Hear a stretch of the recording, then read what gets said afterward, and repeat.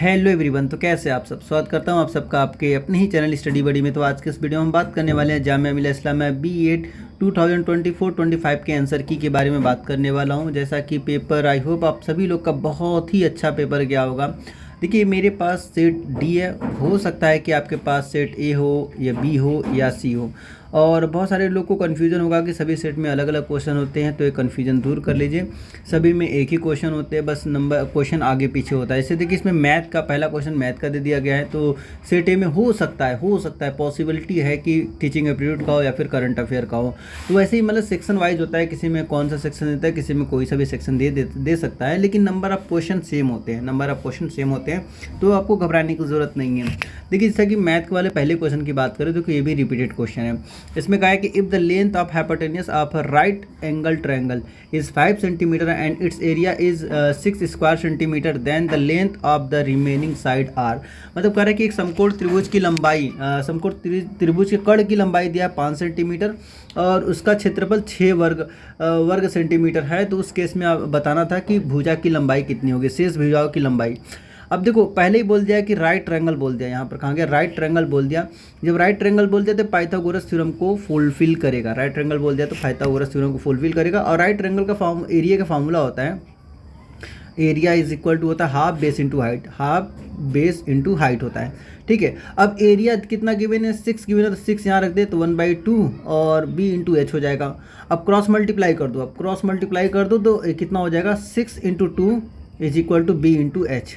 तो देखो यहाँ से आ जाएगा 12 आ गया, b इंटू एच हो गया, b इंटू एच की वैल्यू 12 आ गया। अब देखिए किन दो का प्रोडक्ट 12 आ रहा है। अगर पहले दो की बात करें तो इनका प्रोडक्ट 3 आ रहा है, ऑप्शन नहीं है। इनका प्रोडक्ट की बात करें तो 6 आ जाएगा, ऑप्शन नहीं है। इनका बात करें तो देखिए 3 2 12 हो जाएगा, 3 4 12 हो जाएगा, तो यही इसका आंसर हो जाएगा। ठीक है, और फिर उसके बाद अगर डी की बात करें तो ये हो जाएगा 8, ये ऑप्शन नहीं है। तो यहाँ से हमारे पास ऑप्शन नंबर सी करेक्ट हो जाएगा। बाकी ये रिपीटेड क्वेश्चन है, अगर चाहे तो आप लोग देखते ही आंसर टिक कर दिए होगे। और एक ये भी खासियत होती है राइट एंगल ट्रायंगल की कि जो इसका स्क्वायर है, जो आपका हाइपोटेन्यूज की स्क्वायर है, वो परपेंडिकुलर और बेस के स्क्वायर के सम के बराबर होता है। ठीक है, तो देख लीजिए किसका स्क्वायर का सम कितना आ रहा है, हाँ कितना गया, 25 आ रहा है। तो इन्हीं दो के स्क्वायर का सम करेंगे तो 25 आएगा और किसी में नहीं आएगा, तो ऑप्शन नंबर सी करेक्ट हो जाएगा। आई होप क्लियर हो गया होगा। तो चलते हैं सेकंड क्वेश्चन की तरफ। सेकंड क्वेश्चन में क्या बोला है कि a cone and a cylinder are, देखिए कोन और सिलेंडर का हाइट सेम है और इनका रेडियस 2:1 का रेडियस है। तो कह रहा है कि द वॉल्यूम, इनके वॉल्यूम बताना है, इसका वॉल्यूम में क्या रेशियो होगा। अगर कोन की बात करें तो कोन का होता है हाफ बेस इंटू हाइट होता है, sorry 1/3 pi r square into h होता है। तो आर की जगह पर 2 दिया हुआ है तो 2r हो जाएगा, 2r square into H same है इज इक्वल टू। अब देखो यहाँ कितना हो जाएगा, सिलेंडर की बात करें तो सिलेंडर को होता है पाई आर स्क्वायर, आर की जगह पर यहाँ 1 दिया है मतलब आर ही रहेगा, r square into h, height same है। तो देखो एच से एच कट गया, ठीक है, पाई से पाई कट गया, पाई से पाई कट गया। और देखो जब इसका स्क्वायर ओपन करोगे तो आर स्क्वायर से आर स्क्वायर कट जाएगा, तो बचेगा 4/3 बचेगा, ओनली 4/3 बचेगा। ठीक है, क्योंकि 2 का स्क्वायर 4 हो जाएगा और यहाँ 3 बचेगा, बाकी सब चीज़ें कैंसिल आउट हो जाएगा। तो 4/3 का रेशियो आ रहा है, 4/3 मतलब 4/3 का मतलब क्या होता है, 4:3 का रेशियो, 4:3 का रेशियो। तो option number C is the correct हो जाएगा। और नेक्स्ट देखिए बहुत आसान है, कुछ भी नहीं करना था, सीधे डिवाइड कर देना था। 140, एक मिनट हम पेंसिल चेंज कर लेते हैं। 147 इंटू एक्स। देखो अगर इंटू नहीं लगा, एक वेरिएबल एक कांस्टेंट, इसका मतलब है कि ये मल्टीप्लिकेशन में है। एक वेरिएबल एक कांस्टेंट आ गया, इसका मतलब दोनों आपस में मल्टीप्लाई है। ऐसा नहीं कि 3 लिख दे तो मल्टीप्लाई नहीं होगा, ये 63 होगा, लेकिन 6 इंटू 3 हमें लिखना पड़ेगा, मल्टीपल का साइन दिखाना पड़ेगा। लेकिन 6x लिखे या फिर 6 इंटू एक्स लिखे, बात एक ही है। ठीक है, बात एक ही है। तो यहाँ पर ये मल्टीप्लाई में है और कितना है 6909, यहाँ से x इज इक्वल टू 6909 और डिवाइडेड बाय कितना हो जाएगा 147 जब डिवाइड करोगे तो 47 आ जाएगा। तो इसका B is the correct option हो जाएगा, B is the correct option यहाँ से हो जाएगा। आइए नेक्स्ट चलते हैं क्वेश्चन नंबर 4 की तरफ। ये भी देखिए रिपीटेड क्वेश्चन है, इसको डिवाइड कैसे करते हैं। हालांकि आंसर मैं बता देता हूँ, आंसर इसका बी हो जाएगा, लेकिन मैंने बोला था कि जो वीडियो जो आएगा उसमें डिटेल्ड एक्सप्लेनेशन के साथ आएगा, तो सेम वही करने की कोशिश करूँगा, जिससे कि आने वाले जो स्टूडेंट है 2024-25-26 के लिए, उनके लिए बेनिफिशियर हूँ। देखो इसको डिवाइड करो, कितने 7 है, 6 7 है, 1 2 3 4 5 6 डिवाइड बाई 11, देखिए पहले तो 11 टाइम 7 टाइम में चला जाएगा 77। ठीक है, अब एक कट गया, अब यहाँ एक 7 आएगा, हम देख रहे हैं कि 11 छोटा है, मतलब 11 बड़ा पड़ जा रहा है। हमारे पास डिविडेंड 7 छोटा पड़ जा रहा है, डिवाइजर बड़ा पड़ जा रहा है। तो उस केस में क्या करते हैं, 2 नंबर को हम प्रिंट करेंगे। जब भी 2 नंबर को एक साथ उतारते हैं तो यहाँ एक 0 लगा देते हैं। जब भी 2 नंबर को एक साथ उतारेंगे तो हम क्या लगा देंगे, यहाँ पर एक 0 लगा देंगे।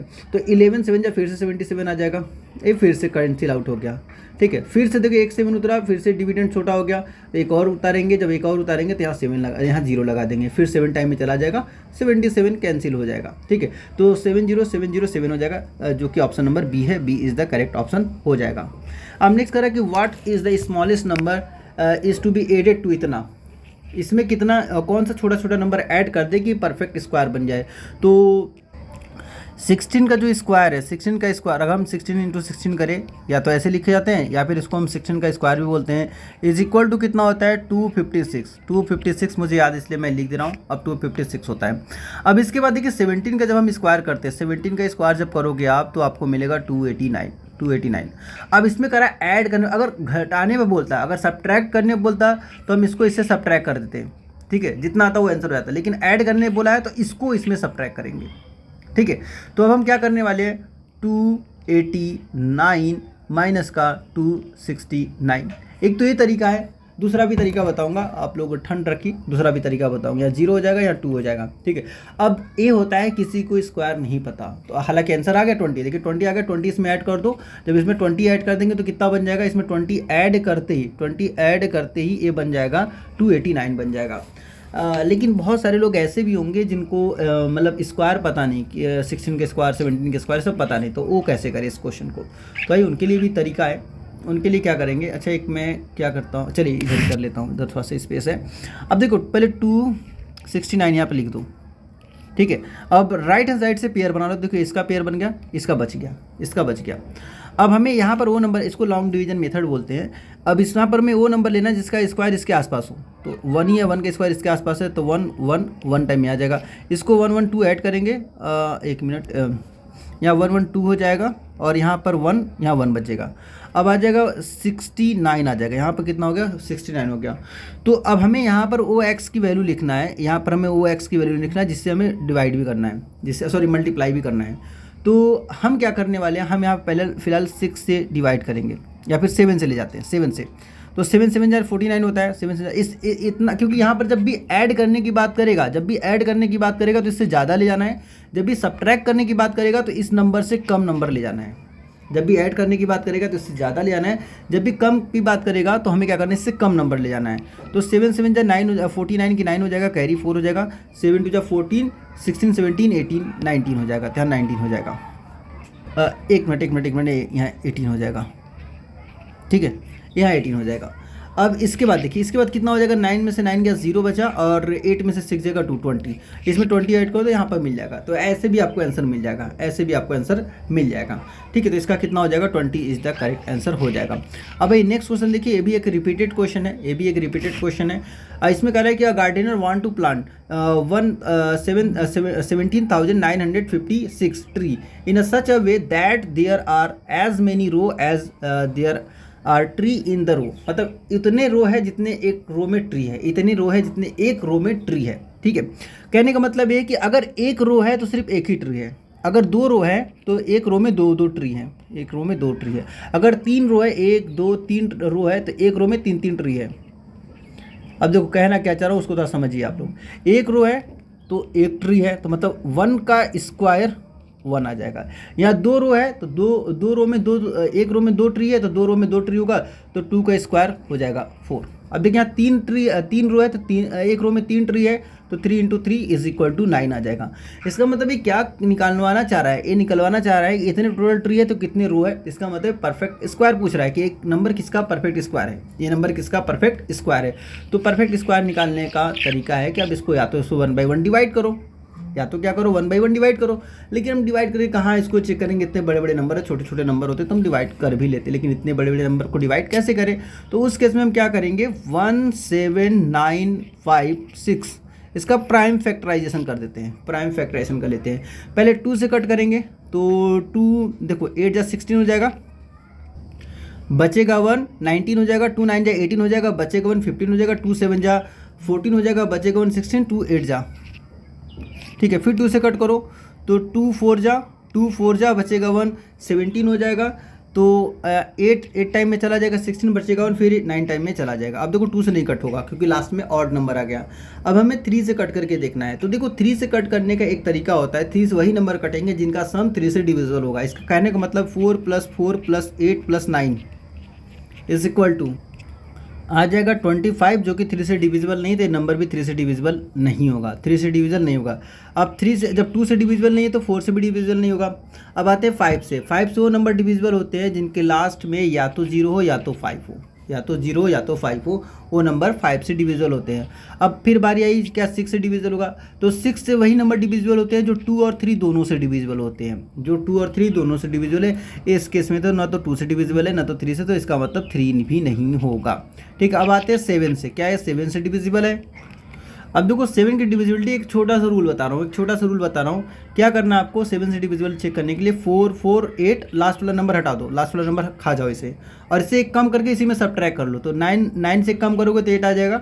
अब यहाँ से आ जाएगा 4 4 0 आ जाएगा, 4 4 0 आ जाएगा। अब इतना आ गया। अब इसको 7 से कट कर लो, क्योंकि देखो ये बड़ा नंबर, इसको 7 से कट करने में थोड़ी सी दिक्कत आएगी, लेकिन छोटा नंबर हो गया 7 से कट जाएगा। ठीक है, मतलब आसानी से कट सकता है, लेकिन हम जब कट करेंगे तो 7 से भी नहीं कट होगा। फिर इसके बाद ऐसे ही आप चेक करोगे, जब चेक करोगे तो 67 से कट जाएगा, 67 से 67 टाइम में कैंसिल आउट हो जाएगा। तो अब जो इसका आंसर है कितना हो जाएगा, 2 × 67 इज इक्वल टू 134 आ जाएगा। एक तो ये तरीका है। दूसरा भी जो लॉन्ग डिवीजन अभी मेथड बताया, उस वाले तरीके से आप इसको सॉल्व कर सकते हो पेयर बनाकर। ठीक है, पेयर बनाकर ऐसे भी इसको सॉल्व किया जा सकता है। सबसे पहले 1 से जाएगा, यहाँ 1 लिखेंगे, यहाँ 1 आ जाएगा, यहाँ 2 हो जाएगा, यहाँ 1 1 0 हो जाएगा, कैंसिल आउट हो जाएगा, 79 आ जाएगा। तो यहाँ पर 1 आ गया। अब यहाँ पर हमें क्या करना है, वो नंबर लिखना है। अगर सपोज दैट हमने 2 लिख दिया तो 2 2 जा 4 4 44 हो जाएगा, एक कम अभी नंबर है। अब आते 3 लिख के देखते हैं। जब हम 3 लिखेंगे तो कितना हो जाएगा, 3 3 से मल्टीप्लाई करना पड़ेगा, 3 3 से मल्टीप्लाई करना पड़ेगा, कितना 79 था, रहने दीजिए इसे, 3 3 9 3 2 जा 6 हो जाएगा। देखो 10 नंबर कम आ रहा है। अभी भी देखते हैं कि क्या 24 टाइम में जाएगा। 24 4 से कट करेंगे तो कितना हो जाएगा, 8 हो जाएगा, जो कि यहाँ 7 ज़्यादा हो जा रहा है। इसका मतलब ये 3 टाइम में ही जाएगा, इसका मतलब ये 3 टाइम में जाएगा। अब देखो 9 में से 9 गया 0 बचा, 7 में से 6 गया 1 बचा, अभी 10 आ गया। अब ये 56 यहाँ आके प्रिंट हो जाएगा, 56 यहाँ के प्रिंट हो जाएगा। अब इसको ऐड कर लेते हैं तो कितना हो जाएगा, 3 + 3 6 हो जाएगा, और 2 अपनी जगह रहेगा। अब यहाँ हमें वो नंबर लिखना है, जिसका मल्टीपल मतलब एक्स वो लिखना है जिसे एक्स से मल्टीप्लाई करने पर इसके आसपास आ जाए। तो देखो 3 वाले कौन कौन से मिले, 1 3 आ रहा है, यहाँ पर 1 4 4 है, तो ऑप्शन नंबर ए चला गया, ऑप्शन नंबर ए चला गया। अब हमारे पास बचा है 136 बचा है, 134 बचा हुआ है। तो अब क्या करो, छोटा वाला रखो, 4 रख के देख लो। ठीक है, हम यहाँ 4 रख के देख लेते हैं, एक्स के प्लेस पर 4 रख के देख लेते हैं। 4 4 जा 16 की 6 कैरी 1, 4 6 जा 24 + 1 25। ठीक है, फिर 2 बच जाएगा, हाँ 25। एक मिनट क्या हो गया, यहाँ पर हमें यहाँ लिखना था 4 4 जा 16 के 6 कैरी 1, फिर 4 6 जा 24 + 1 25 कैरी 2, 4 2 जा 8 + 2 10। देखिए कट गया, एग्जैक्ट एकदम आ गया। तो कौन सा ऑप्शन नंबर डी हो जाएगा, D is the correct option हो जाएगा। ये लॉन्ग डिवीजन मेथड एक बार अगर आप लोग समझ लोगे ना तो प्राइम फैक्टराइजेशन से बच जाओगे। बहुत ईजी है, बहुत ईजी। छोटे नंबर के लिए प्राइम फैक्टराइजेशन क्या कीजिए, बड़े वाले नंबर के लिए आपको क्या करना है, आपको लॉन्ग डिवीजन मेथड ही अप्लाई करना है। अब देखो इसमें क्या बोला है कि what is the equivalent discount on the sale of any product with 2 conjugative discount of 25 followed by 20%। देखिए तो पहले इसने 25% का डिस्काउंट दिया, फिर उसके बाद 20% का डिस्काउंट दिया। तो x + y माइनस का xy होता है 25 × 20 और डिवाइड बाई कितना हो जाएगा, 100 हो जाएगा। ये फॉर्मूला होता है। 1 0 से 1 0 गया, 2 1 जा 2, 2 5 जा 10, 5 1 जा 5, 5 5 जा 25। तो कितना हो जाएगा, यहाँ से हो जाएगा 45 माइनस का 5 is equal to 40। 40% is the correct option, जो कि ऑप्शन नंबर सी है। C is the correct option यहाँ से हो जाएगा। अब देखो कह रहा है कि क्वेश्चन नंबर 8 ये बोला है कि two whole number whose sum is 64 can not be in the ratio. 2 whole number है जिनका सम 64 आ रहा है, वो किस रेशियो में नहीं हो सकते। अब सबसे अच्छा है कि जो नंबर दिया सबको ऐड कीजिए। देखो 3 + 4 करोगे तो आ जाएगा 8, मतलब 3x plus 5x + 3x is equal to 8x आ जाएगा। ठीक है, अब क्या 8 मतलब 8 64 को काट देगा, 8 64 को काट देगा, इसका मतलब ए सम हो सकता है। अब इसमें देखें तो यहाँ पे देखिए 7 + 1 8 यहाँ भी आ रहा है, ठीक है। और 3 + 4 करोगे तो आ जाएगा 7, यहाँ देखो आ जाएगा आपका 16। देखो ए भी नंबर 64 को कट कर देगा, ए भी नंबर 64 को कट कर देगा, ए भी नंबर 64 को कट कर देगा। बस सी नहीं कट कर पाएगा, सी नहीं कट कर पा रहा है, इसलिए क्या वो जो नंबर है, वो जो दो नंबर है वो 3:4 के रेशियो में नहीं हो सकते। बाकी ये जो 5:3 के रेशियो में हो सकते हैं, 7:1 के रेशियो में हो सकते हैं, 9:7 के रेशियो में भी हो सकते हैं। अब एक बहुत ही अच्छा क्वेश्चन, बेहतरीन क्वेश्चन है, क्वेश्चन नंबर 9 जो कि रिपीटेड है। इसमें कह रहा है कि 12 मेन और 8 वोमेन, 12 मेन किसी काम को 12 मेन 14 दिन में कर रहे हैं, उसी काम को 18 वोमेन 14 दिन में कर रहे हैं। या तो हम 12 मेन से करवा लें या फिर 18 वोमेन से करवा लें, दोनों को दोनों क्या कर रहे हैं, 14 दिन में उसी काम को कर रहे हैं। देन उसी काम को अगर हम 8 मैन और 16 वोमेन के लिए साइन कर दे तो कितने दिन में कंप्लीट होगा, वो कितने, मतलब यहाँ अकेले अकेले सॉल्व कर रहे हैं। यहाँ पर जो है कि 12 वोमेन है, 12 मेन है और 8 वोमेन, ठीक है। तो इन दोनों का हम क्या करते हैं, इन दोनों का एफिशिएंसी निकाल लेते हैं। एफिशिएंसी कितना है, मतलब रेशियो निकाल लेते हैं, काम करने की क्षमता कितना है, वो हमें मालूम चल जाए तो हम आसानी से इसको आगे सॉल्व कर सकते हैं। देखिए 12 मैन है और कितने दिन में काम करें, 14 डेज में काम करें। सेम उसी काम को जो वोमेन, कितने वोमेन है, 18 वोमेन है, कितने दिन में काम कर रहे हैं, 14 डेज में काम कर रहे हैं इसको, ठीक है। अब देखो ये हमारे पास मेन है, ये वोमेन का है, ये हमारे पास मेन का है, तो 14 से 14 ईजिली कट जाएगा, 6 2 जा 12, 6 3 जा 18। तो अब इसको अगर हम डिवाइड करें, मेन बाई वोमेन का निकालना चाहे, men upon women is equal to men upon, एक मिनट उसको सही से लिख दे, men upon women is equal to कितना हो जाएगा, वो इधर 3 बचा, इधर से 2 डिनोमिनेटर में चला जाएगा, तो 3:2। इसका मतलब जो मेन का एफिशिएंसी 3 का है और वोमेन का एफिशिएंसी 2 का है, ठीक है। यहीं से देखने में लग रहा है क्योंकि उसी काम को जो मैन है वो 12 दिन में कर रहे हैं, मतलब 12 मेन 14 दिन में कंप्लीट कर दे रहे हैं, उसी काम को 18 वोमेन कर रही हैं सॉल्व। तो जाहिर सी बात है कि मेन के काम करने की क्षमता ज़्यादा है, ठीक है, एफिशिएंसी ज़्यादा 3:1 की आ गई। अब टोटल वर्क निकाले थे, टोटल वर्क कितना है, टोटल वर्क का फार्मूला कितना होता है, अगर हम वर्क का फार्मूला लिखना चाहें, वर्क इज इक्वल टू होता है time into efficiency, time into efficiency, मतलब कार्य कर, एफिशिएंसी मतलब कार्य करने की क्षमता है, एफिशिएंसी, ठीक है। अब देखो टोटल वर्क कैसे निकालेंगे, टोटल वर्क TW लिख देते हैं, TW मतलब टोटल वर्क हो जाएगा 12 मेन है, उनकी एफिशिएंसी 3 की है, और कितने दिन लगा रहे हैं, 14 डेज लगा रहे हैं। तो टोटल वर्क कितना हो जाएगा, इसको मल्टीप्लाई करो, 12 × 4 36, यहाँ पे इसको मल्टीप्लाई करेंगे तो 504 आ जाएगा, 504 यहाँ से आ जाएगा, इसको मल्टीप्लाई करोगे तो टोटली इतना वर्क आ गया। अब इफिशियंसी इसको डिवाइड कर दें तो हमें डे मिल जाएगा, ठीक है।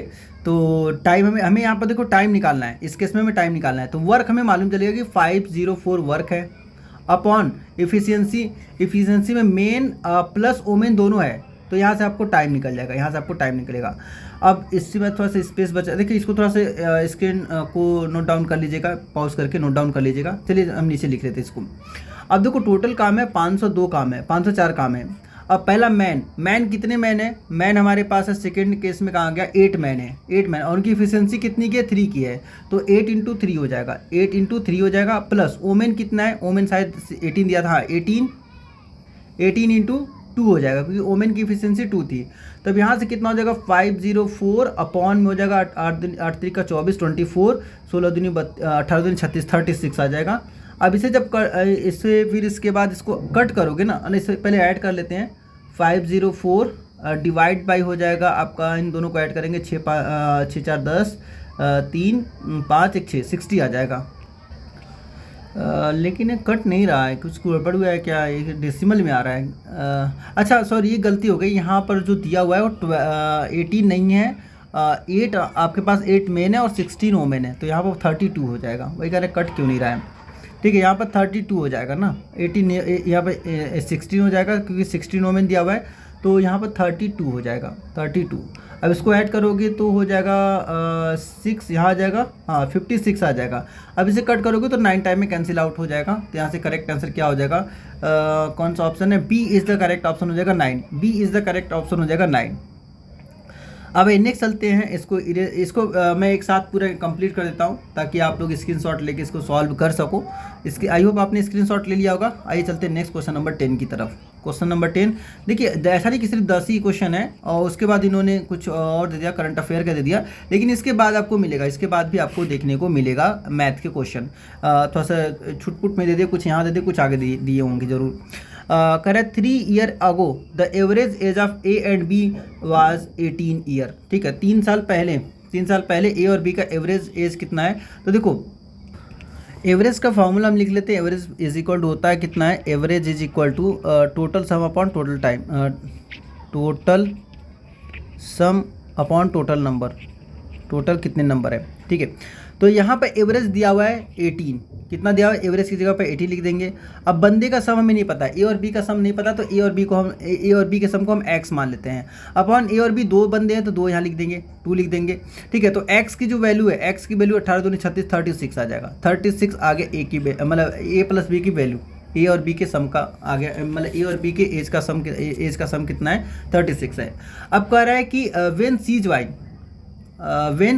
ज्वाइन, लेकिन ये 3 साल पहले की बात कर रहा है, ये जो बात कर रहा है वो 3 साल पहले की बात कर रहा है।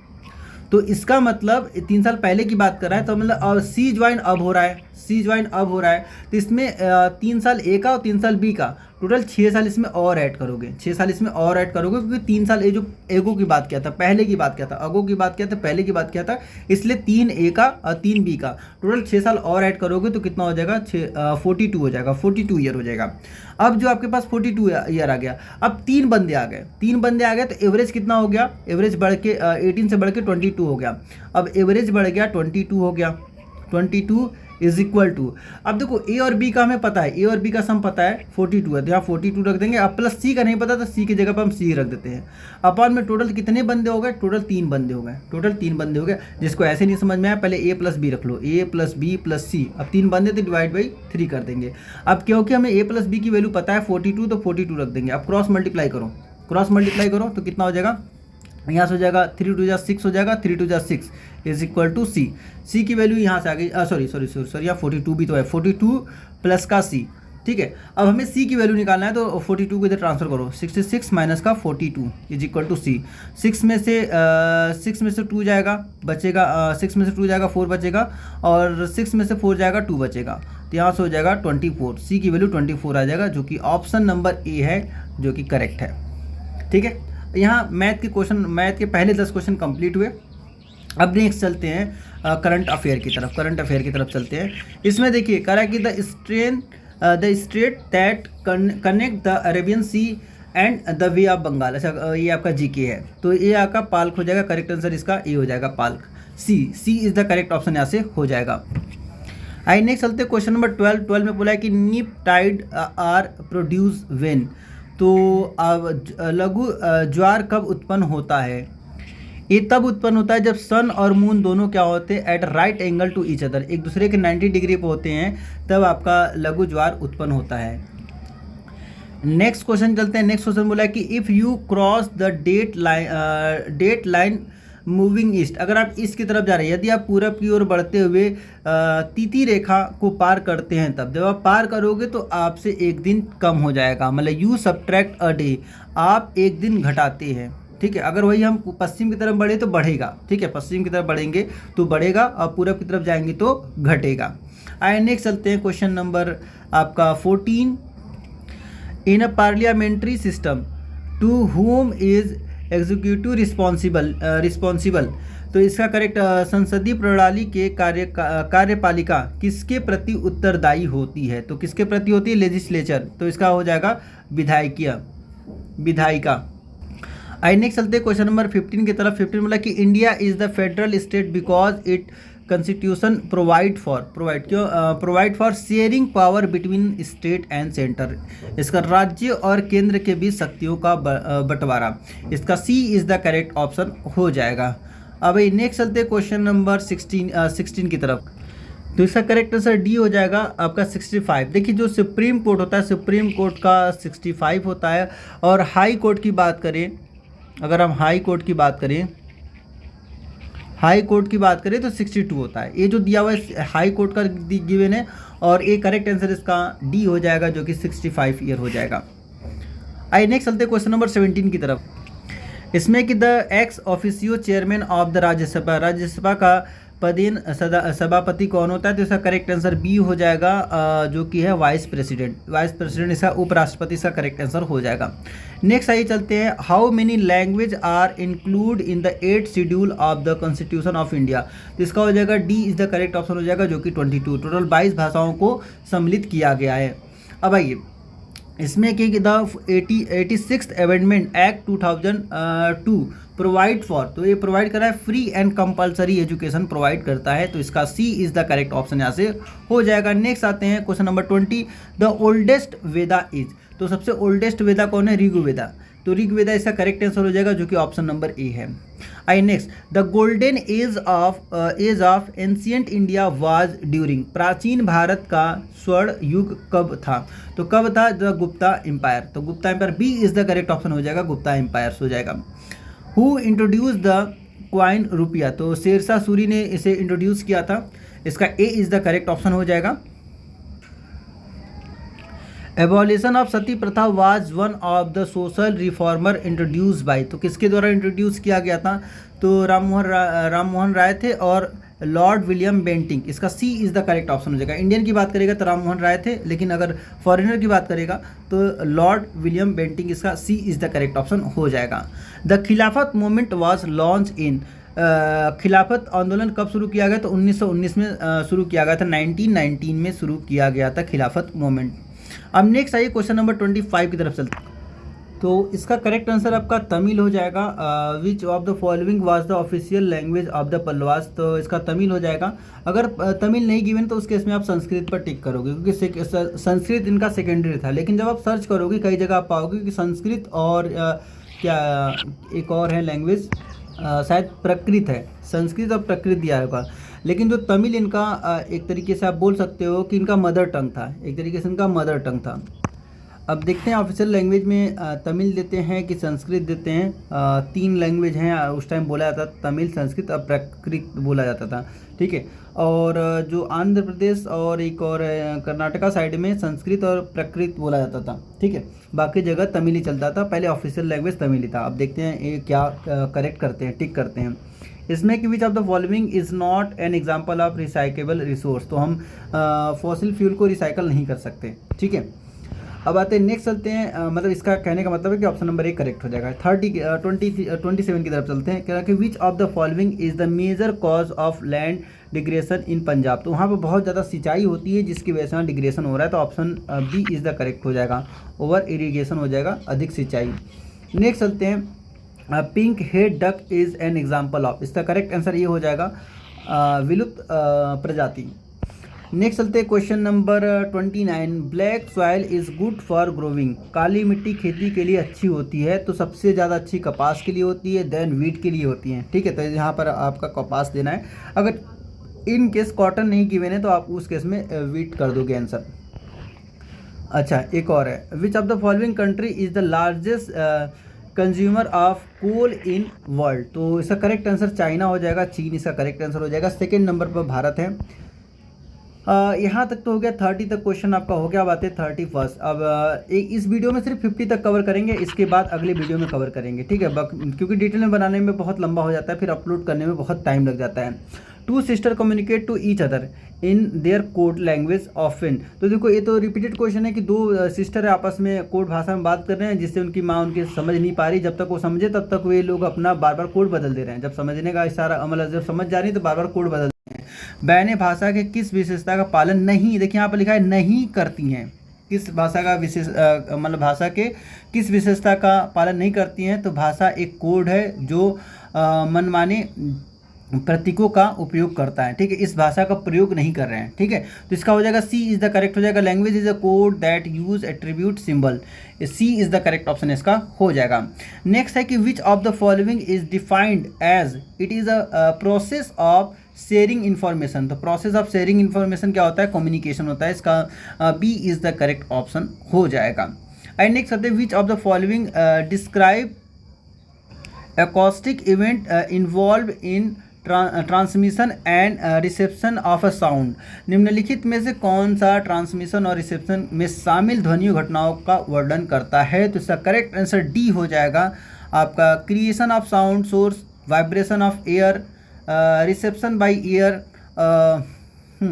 वाइब्रेशनलाइज by mouth, verbalisation by mouth इसका करेक्ट आंसर हो जाएगा। ध्वनि स्रोत का निर्माण, वायु कणों का कंपन, कान द्वारा ग्रहण, मुंह द्वारा मौखीकरण, इसका D is the correct answer हो जाएगा। नेक्स्ट है बेसिक प्रोसेस ऑफ कम्युनिकेशन, संचार का मूल प्रक्रिया है, तो इसका हो जाएगा formulation, transmission, reception and feedback, इसका सी इज द करेक्ट ऑप्शन यहाँ से हो जाएगा। नेक्स्ट चलते हैं क्वेश्चन नंबर 35 की तरफ। तो यहाँ पर communication is active and dynamic because of, संचार सक्रिय और गतिशील है क्योंकि, गतिशील इसलिए बढ़ता है इसलिए जा रहा है क्योंकि इसका फीडबैक मिलता रहता है, तो इसका A is the correct option हो जाएगा जो कि फीडबैक है। नेक्स्ट चलते हैं first 8 year of child life are critical period in language development because, तो इसका जो करेक्ट आंसर है कि बच्चे के जीवन में पहले 8 बरस भाषा के विकास में महत्वपूर्ण अवधि होते हैं क्योंकि ये इस दरमियान बहुत ज़्यादा तेज़ी से सीखते हैं।